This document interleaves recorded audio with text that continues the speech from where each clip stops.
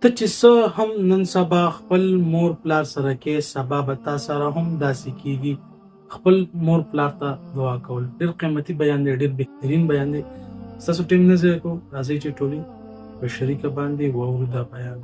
منځ کې تا ته دا وایي چې د مور پلار دپاره هم بښنه غواړه، او دا د مور پلار سره لوی احسان دی،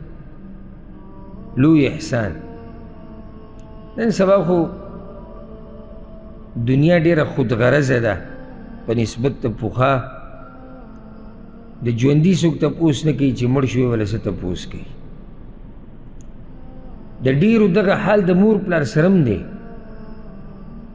یعنې دلته ډېر مسافر شته ته دې تپوس کوي تا آخري پورې د مور پلار سره کله خبرې کړي دي. کور ته ټلیفون کوي، د ښځې سره ګپ لګوي، د بچو سره، د رور سره، د خور سره.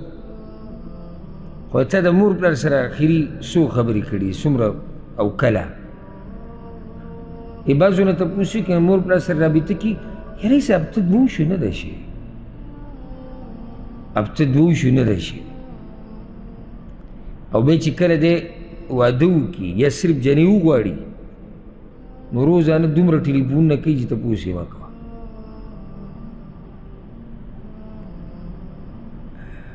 سم خیال دی چې دا اوس د مور پلار د ده ژوندي دي او دی تپوس نه کوي چې دا قبر نه لاړو، بیا به دی څه تپوس وکړي. د مور پلار سره غټ احسان دا دی چې هغوی کله دنیا نه لاړ شي هغوی دپاره بښنه غواړي، او په ځان دا لازم کې لازم. او قرآن کې هم الله دغه دعا خورې ده، وقل رب ارحمهما کما ربیاني صغیرا. دا د ژوندو دپاره هم ده، دا د مړو دپاره هم ده. ژوندي مور پلار دپاره هم دعا کوي، یوازې د مړو دپاره نه ده.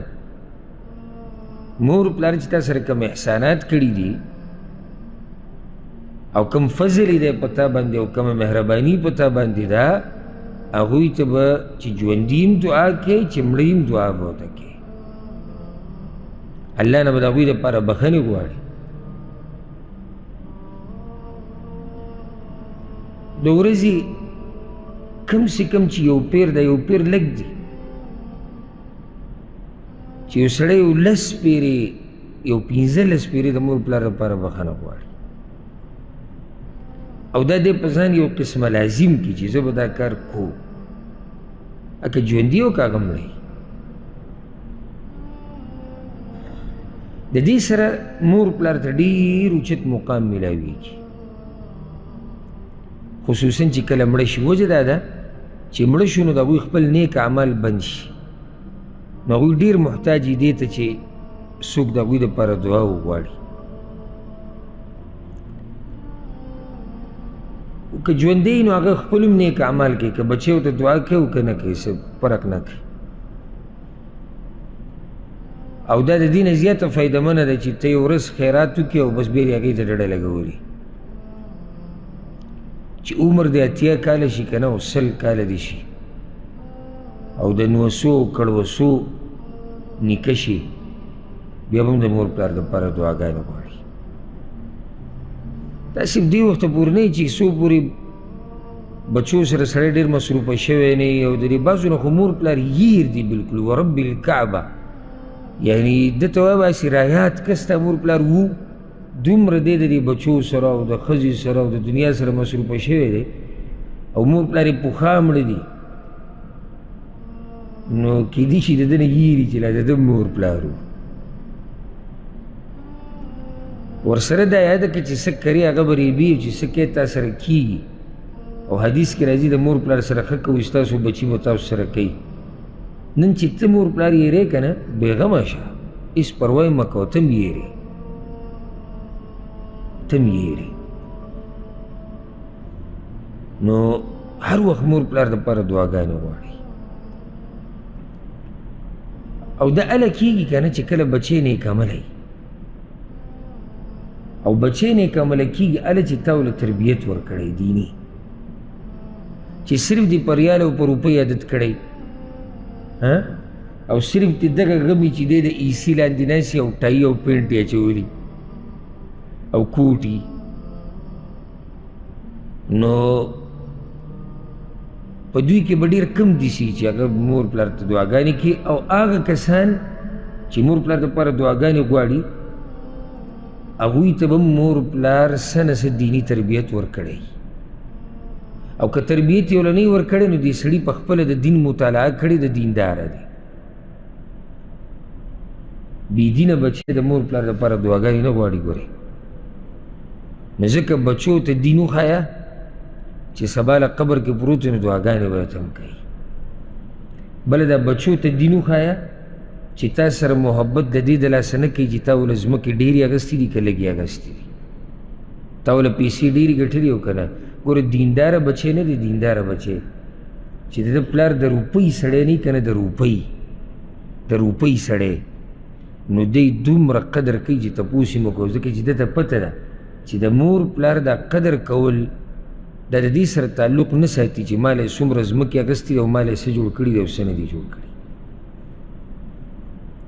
نور چې خلک کیني مجلس کې ما ته ورته ووایي که چې نن خو دنیا نن سبا دنیا دغه موضوع اسې پلار درته څو جایداد پرېښودی دی ده سره دقه کوي جایداد دې په تندر ولګي جایداد سړی ځان له به خپله هم اخیستی شي هېڅ خبره نه ده که پلار غریب اوسۍ نه دي کړي دا چې زه په دنیا کې ګرځم او دا زما تربیت یې کړی دی او زه یې رالوی کړی یم دا غټ احسان دی د پلار او د مور په ما باندې زیاتي اوس د یو پلار په نصیب کې نشتی مال د مور په نصیب کې نشتی مال نو ته څه کې د دې د لاسه د مور پلار د حقوقو نه انکار کې چا غریبانان دي د حدیث ته غوږ کېدی امام ابن ماجه امام احمد راوړی د ابو هریره رضی الله عنه وی رسول صلی الله علیه وسلم دا خبره ذکر کړې ده ان الله عز وجل ليرفع الدرجة للعبد الصالح في الجنة الله به په جنت کې د یو نیک انسان درجه اوچته کړي فیقول نو دا نیک عمله انسان به وایي یا رب انا لی هذه ای زما ربه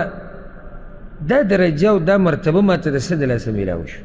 یا ته خو د خپل ځان پته لري چې زه د دې مرتبې لایق خو نه یم وی الله به ورته وایي چې باستغفار ولدک لکه ستا دپاره ستا د بچي د استغفار په وجه ته چې دنیا نه لاړې ستا بچو ستا دپاره ډېرې بخښنې غوښتلي دي او دا دعاګانې غوښتلي چې یا الله زما پلار وبخې یا الله رحم پې وکړي یا الله زما مور وبخې یا الله رحم پې وکړي د هغې د لاسه په آخرت کې مرتبې د هغوی اوچتې شوې نو بخښنه چې غواړئ مور پلار دپاره هم بخښنه غواړئ او چې کله سړی داسې ووایي که نه صحیح ده په دې باندې امین ټول به وایو ښه په زوره چې کله یو څوک داسې وایي چې الله زموږ بچي نیک عمله کړي ټول وایي امین او ښه په زوره یې وایي یوازې په دنیا کې دا بچي او دا ښځه هر شی نه دی ګوره ته دې ته سوچ وکړه ګوره دا ښځه الله تعالی پیدا کړې ده په دې ځان پوه کړې دا ښځه ګوره الله سړي له پیدا کړې سړی اصل دی دې ته ډېرو خلکو سوچ نشتی سړی اصل دی څه دلیل دی چې سړی اصل دی آدم علیه السلام پیدا شوی بیا آدم علیه السلام دپاره بی بی حوا پیدا شوې ده دا ښځې الله سړو له پیدا کړي دي او بیا د بچي تا نه پیدا دي او بیا ته د مور او پلار نه پیدا یې دې ته سوچ وکړه اوس نو یوازې ښځه او بچي نه دي دنیا کې چې ته بس د هغوی نه ګیر چاپېره چورلې را چورلې د ښځې او د بچو سړی حقوق ادا کوي خو د هغوی د حقوق ادا کولو کې به دومره نه ورننوځي چې تا نه د مور پلار حق او د نورو خپلوانو حقوق هېر شي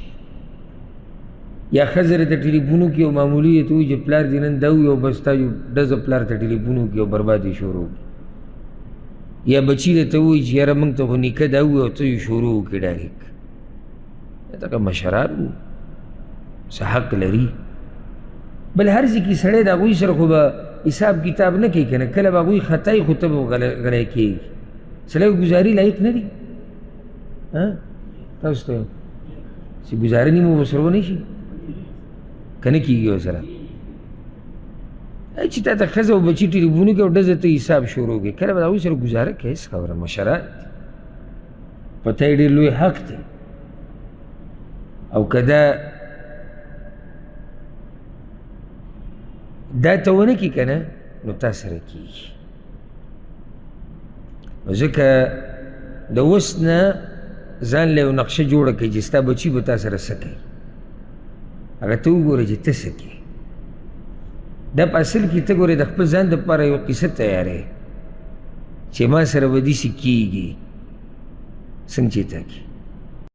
ښه دا و د شیخ صاحب قیمتي بیان چې تاسو واورېدلو. د دغه شان اهم او بهترینو بیاناتو لپاره تاسو زموږ سره اوسئ. السلام علیکم ورحمة الله.